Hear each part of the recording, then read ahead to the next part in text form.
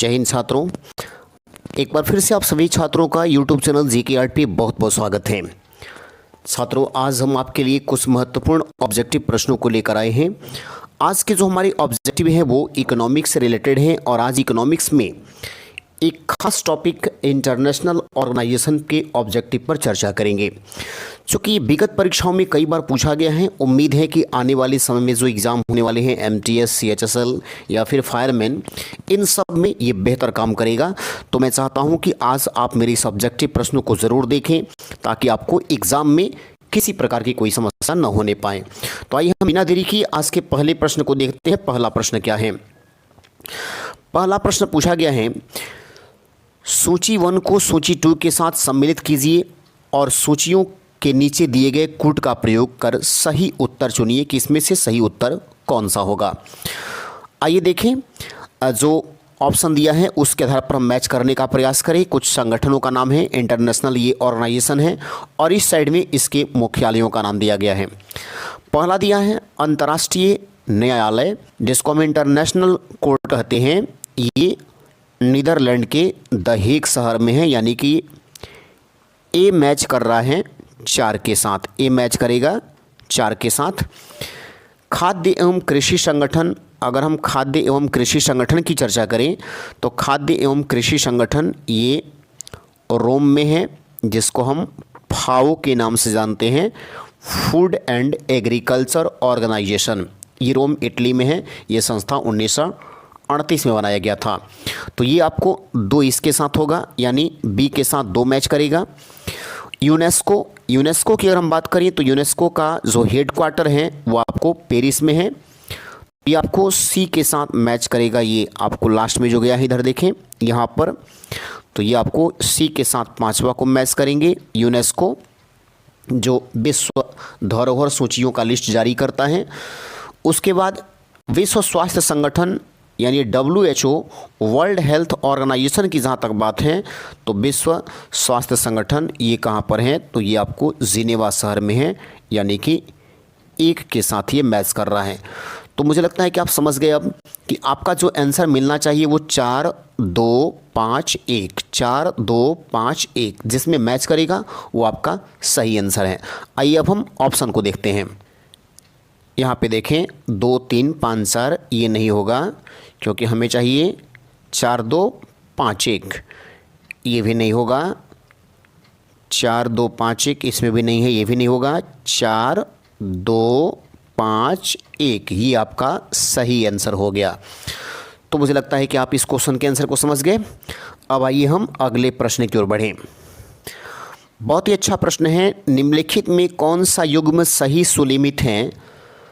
जैसे संयुक्त राष्ट्र संघ हो गया और इसका एक मुख्यालय जैसे पूछ दिया गया, उसी प्रकार से हमको देखना है कि इसमें कौन कौन से जो ऑर्गेनाइजेशन है उसका हेडक्वार्टर सही दिया है। तो जो सही है उसी को चुनना है। इसका मतलब कि कोई ना कोई एक इसमें ऑप्शन आएगा जो सही होगा, बाकी सब गलत होंगे। देखिए, पहला दिया है यूनेस्को का हेडक्वार्टर दे रहा है जिनेवा, जो बिल्कुल गलत है। जैसे कि आपको पता है कि यूनेस्को का हेडक्वार्टर पेरिस में है, तो ये इसका आंसर नहीं बनेगा, ये आपको गलत हो गया। उसके बाद देखिए IMF इंटरनेशनल मॉनेटरी फंड, ये आपको दे रहा है पेरिस में, ये भी गलत है। ये आपको पेरिस में नहीं है। इंटरनेशनल मॉनेटरी फंड अमेरिका की राजधानी वाशिंगटन में है, तो ये इसका सही आंसर होगा, जबकि आपको पेरिस दिया है, तो ये भी गलत है। उसके बाद देखिए ILO international labour organisation, international labour organisation ये भी गलत है, क्योंकि ये भी आपका सही आंसर होगा जिनेवा, और जिनेवा इसमें नहीं है, तो ये भी गलत हो गया। अब आपका एक है यूनिडो का जो है वियना में है, ये बिल्कुल सही है, यानी यही एक सही मैच किया है, बाकी सभी आंसर गलत दिया गया है। ठीक है ना? तो अब आइए हम अगला प्रश्न देखते हैं। अंतर्राष्ट्रीय न्यायालय में न्यायाधीशों की संख्या कितनी है? देखिए, इंटरनेशनल कोर्ट अंतर्राष्ट्रीय न्यायालय के बारे में पूछा गया है। तो सबसे पहले ये जान लें कि इंटरनेशनल कोर्ट नीदरलैंड के द हेग शहर में है। ये कहाँ पर है? द हेग शहर में। और इसमें जो न्यायाधीशों की संख्या है वो न्यायाधीशों की संख्या कितनी है? 15 है। न्यायाधीशों की संख्या 15 है, जिनकी अगर हम कार्यकाल की बात करें, अगर हम इनके कार्यकाल की बात करें कि ये कितने दिनों तक अपने पोस्ट पर रहते हैं, तो याद रखेंगे ये रहते हैं अपने पोस्ट पर 9 साल तक। अंतर्राष्ट्रीय न्यायालय में जो न्यायाधीश हैं उनका कार्यकाल 9 वर्ष का होता है। बाकी संख्या अगर पूछें तो आपको बताना है कितना? 15। संख्या कितनी है? 15 है। तो ये आपका रहा क्वेश्चन का आंसर। अब आइए हम अगले प्रश्न को देखें। विश्व स्वास्थ्य संगठन WHO यानी वर्ल्ड हेल्थ ऑर्गेनाइजेशन, ये संगठन जो 7 अप्रैल 1948 को बनाया गया था, 7 अप्रैल 1948 को। इसका हेडक्वार्टर पूछा है कि कहाँ पर है? लंदन जी नहीं, ये गलत है। जेनेवा, ये आपको WHO का बिल्कुल सही है। पेरिस गलत है, वाशिंगटन भी आपको गलत है। तो इसका सही आंसर क्या बन रहा है? जेनेवा। विश्व स्वास्थ्य संगठन याद रखेंगे 7 अप्रैल को स्थापना होने के चलते ही वर्ल्ड हेल्थ डे मनाया जाता है। यानी वर्ल्ड हेल्थ डे भी कब मनाते हैं? तो याद रखेंगे आपका 7 अप्रैल सही आंसर होगा। अब आइए हम अगले प्रश्न को देखें। बहुत ही बढ़िया क्वेश्चन। कौन सा देश सार्क का सदस्य देश नहीं है? सार्क देखिए, पहले सार्क को समझते हैं। सार्क क्या है? South Asian association of regional cooperation, जिसको हम कहते हैं दक्षिण एशियाई क्षेत्रीय सहयोग संगठन। तो दक्षिण एशियाई क्षेत्रीय सहयोग संगठन होने के चलते इसको शॉर्टकट में कुछ लोग सीधे कहते हैं दक्षेस। इसको कहा जाता है दक्षेस। आप इसका पूरा नाम देख लें, दक्षिण एशियाई क्षेत्रीय सहयोग संगठन। ठीक है ना, ये सार्क हो गया। अब प्रश्न बनेगा कि सार्क भाई है क्या? तो भारत और उसके पड़ोसी देशों ने मिलकर एक संगठन बनाया हुआ है सार्क, जिसमें टोटल अगर मैं सदस्यों की बात कर दूं, अगर इसमें सदस्यों की बात करें सदस्य, तो टोटल कितने देश हैं? इसमें 8 देश हैं। टोटल इसमें कितने देश हैं? 8 देश हैं। और अगर उन 8 देशों को याद करना होगा कि भाई कैसे हम उसको याद करें, तो उसका नाम ऐसे आप याद रखिएगा, BBI सपना में, BBI सपना में, है ना। ये मैंने ट्रिक लिख दिया इसका, हम इसको कैसे याद करेंगे? सपना में, है ना। ये हो गया आपको BBI सपना में। देखिए इससे क्या हो जाएगा? बी से ये हो गया बांग्लादेश, बी से क्या हो गया? ये हो गया बांग्लादेश। बी से फिर हो गया भूटान, ये हो गया आपको भूटान। आई से तो आप समझ ही गए इंडिया, आई से इंडिया। और एस से आपको श्रीलंका, श्रीलंका। पी से आपको पाकिस्तान, PAK पाक। और उसके बाद एन से नेपाल, एन से हो गया नेपाल। ए से अफ़गानिस्तान, अफ़गानिस्तान। और एम से याद रखिएगा मालदीव, एम से क्या होगा? मालदीव। तो ये आपके हो गए वो 8 देश जो सार्क के सदस्य हैं। तो देखिए इसमें पूछा है कौन सदस्य नहीं है? भूटान, जी हाँ ये है। नेपाल भी है। सिंगापुर, सिंगापुर की बात पूछा है, सिंगापुर इसका सदस्य नहीं है, ये गलत है। मालदीव इसका मेंबर है।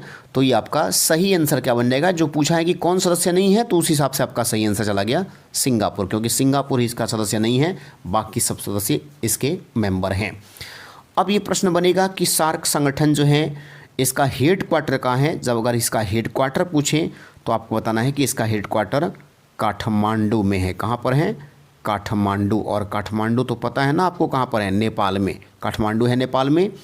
इस संगठन को 1985 में बनाया गया था। ये संगठन कब बना था? 1985 में। चलिए हम अगले प्रश्न को देखें।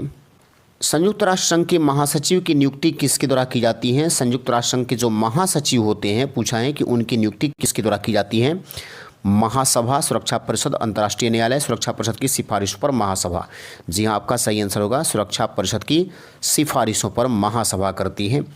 ठीक है ना।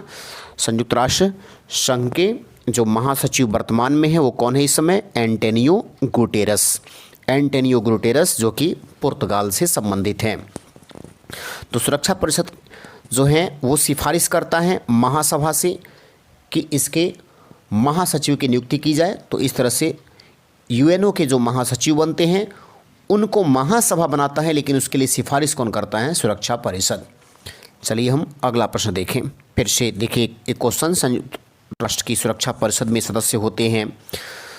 संयुक्त राष्ट्र की सुरक्षा परिषद में अगर मैं सदस्यों की बात करूं तो टोटल सदस्य कितने होते हैं? इसमें 15 टोटल होते हैं, जिसमें 5 होते हैं अस्थाई, यानी कि ये कभी हटने वाले नहीं हैं, ये हमेशा रहेंगे, और 10 होते हैं अस्थाई, जो कि हर 2 साल पर देश हट जाते हैं, फिर नए देशों का इसमें प्रवेश होता है। तो इस तरह से 10 और 5 15 सदस्य टोटल हैं।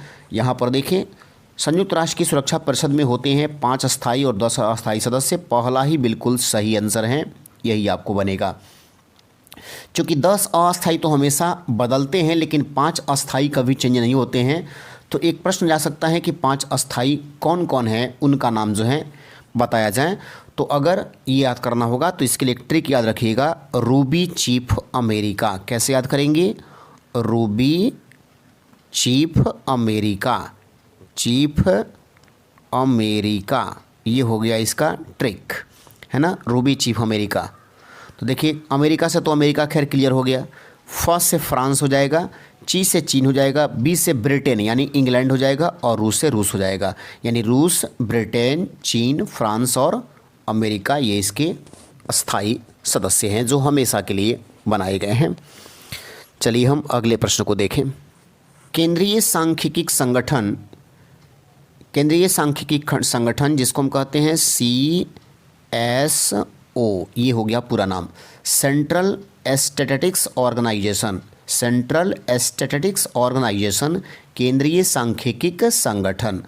अब ये काम क्या करता है? इसका प्रमुख काम क्या है? तो देखिए, देश में पहली बार जब राष्ट्रीय आय की गणना कराने की बात आई थी कि देश को कितना इनकम की प्राप्ति हो रही है, तो ये काम किए थे दादा भाई नेहरूजी 1868 में। सबसे पहले ये काम कौन किए थे? दादा भाई नेहरूजी 1868 में, जब उन्होंने बताया था कि भारत की प्रति व्यक्ति आय 20 रुपया है। लेकिन बाद में यह जिम्मेवारी एक संस्था को बनाकर दिया गया और उससे कहा गया कि यही वो संगठन है जो देश के राष्ट्रीय आय की गणना करेगा, जिस संगठन का नाम क्या होगा? केंद्रीय सांख्यिकी संगठन। तो CSO जिसका हेडक्वार्टर दिल्ली में है, इसका काम है प्रत्येक साल देश की राष्ट्रीय आय की गणना करना। तो देखिए यहाँ पर दिया गया है जो ऑप्शन, उसके हिसाब से हम देखें, मुद्रा आपूर्ति का निर्धारण करना, इससे इसका कोई वास्ता नहीं। राष्ट्रीय आय का अनुमान एकत्रित करना, ये बिल्कुल सही है। रोजगार का विस्तृत ब्यौरा एकत्र करना, ये भी गलत है, रोजगार के विस्तृत ब्यौरा से कोई मतलब नहीं। कीमत का निर्धारण करना, इससे भी कोई मतलब नहीं। आपका सही आंसर क्या हो गया? राष्ट्रीय आय का अनुमान एकत्रित करना, ये CSO करता है। याद रखेंगे, पूछेगा कि इसका हेडक्वार्टर कहाँ है, तो आपको क्या बताना है कि इसका हेडक्वार्टर न्यू दिल्ली में है। ठीक है, चलिए हम अगले प्रश्न की ओर बढ़ें। बहुत ही बढ़िया क्वेश्चन है ये भी, विश्व बौद्धिक संपत्ति संगठन।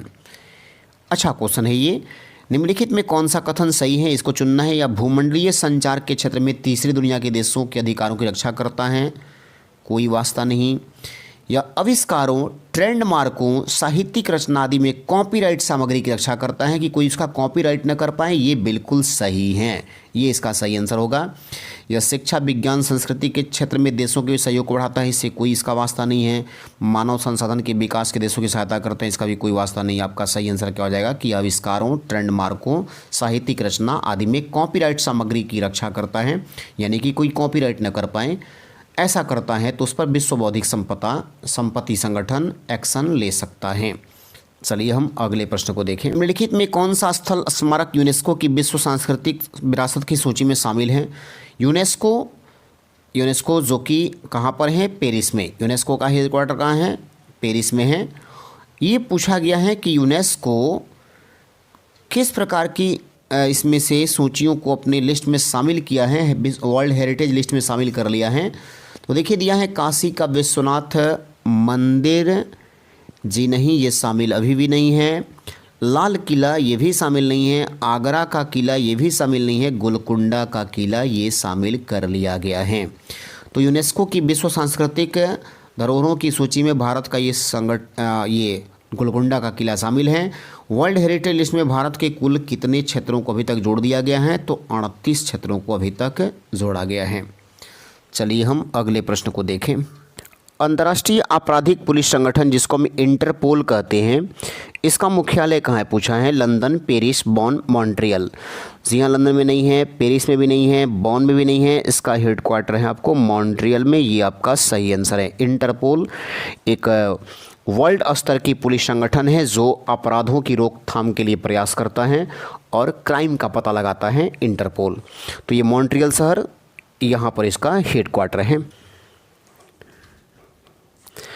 भारत में निम्नलिखित में कौन सा स्थल स्मारक है जो यूनेस्को की विश्व सांस्कृतिक धरोहर की सूची में शामिल नहीं है? लीजिए एक बार फिर से वही क्वेश्चन। एलोरा की गुफा ये शामिल है। काशी विश्वनाथ मंदिर, जी हाँ, ये शामिल नहीं है। तो यही आपका आंसर बनेगा, क्योंकि पूछा है कि कौन शामिल नहीं है, तो ये आपका आंसर बन जाएगा। कुतुब मीनार ये भी शामिल है। मानस वन्य प्राणी अभयारण्य ये भी शामिल है। तो ये आपका सही आंसर हो गया। काशी विश्वनाथ मंदिर को इसमें शामिल नहीं किया गया है। निम्नलिखित में कौन सी ऐसी संस्था है जो संयुक्त राष्ट्र संगठन के साथ संबंधित नहीं है? संयुक्त राष्ट्र संगठन यानी यूएनओ के साथ कौन इसमें रिलेटेड नहीं है? दिया है ILO, international labour organisation, WHO, world health organisation, FAO, FAO हो गया आपको, फूड एंड एग्रीकल्चर ऑर्गेनाइजेशन, और आसियान। आसियान से इसका कोई वास्ता नहीं है। आसियान एक दूसरे टाइप का संगठन हो गया। ये एशियाई राष्ट्रों का एक संगठन है आसियान, तो ये नहीं होगा। बाकी जितने भी हैं वो सब का सब यूएनओ से ये रिलेट करते हैं। ये भी ये आपको रिलेट नहीं करता है, तो यही आपका आंसर है। अब आइए हम अगले प्रश्न को देखें। संयुक्त राष्ट्र की विशेषाकृत एजेंसी नहीं है। FAO ये तो हैं, यूनेस्को ये भी हैं, WHO ये भी हैं, सार्वभौमिक डाक संघ ये नहीं है, तो यही आपका आंसर है। चूँकि पूछा है कि कौन नहीं है, जो नहीं है उसका आंसर बताना है, तो आपको हो जाएगा सार्वभौमिक डाक संघ। एक और क्वेश्चन, सार्क का इसमें सदस्य नहीं है, तो वही BBI सपना में ध्यान रखना है। भारत इसका सदस्य है। म्यांमार सदस्य नहीं है, ये सदस्य नहीं है, तो यही आपका आंसर है। मालदीव मेंबर हैं, तो ये नहीं बनेगा। भूटान भी मेंबर है, ये नहीं बनेगा, क्योंकि हम पहले बता दिए कि BBI सपना में, सपना में, SPNA सपना, और ये हो गया आपको में, ठीक है ना। तो ये आप देख लीजिए, इसमें बांग्लादेश, भूटान, इंडिया, श्रीलंका, पाकिस्तान, नेपाल, अफगानिस्तान, और ये हो गया M से मालदीव। म्यांमार नहीं समझेंगे, अधिकांश बच्चे ही गलती करते हैं। म्यांमार नहीं होगा, यहाँ पर मालदीव होगा, और ये मालदीव इसका मेंबर हैं, जबकि म्यांमार मेंबर नहीं है। तो भारत है, मालदीव है, भूटान है, म्यांमार नहीं है, तो ये आपका सही आंसर हो गया। अब आइए हम अगले प्रश्न को देखें। निम्नलिखित में कौन सा देश आसियान का सदस्य देश नहीं है? आसियान, देखिए ASEAN, पहले इसका मतलब समझ लेते हैं। आसियान का मतलब क्या होता है?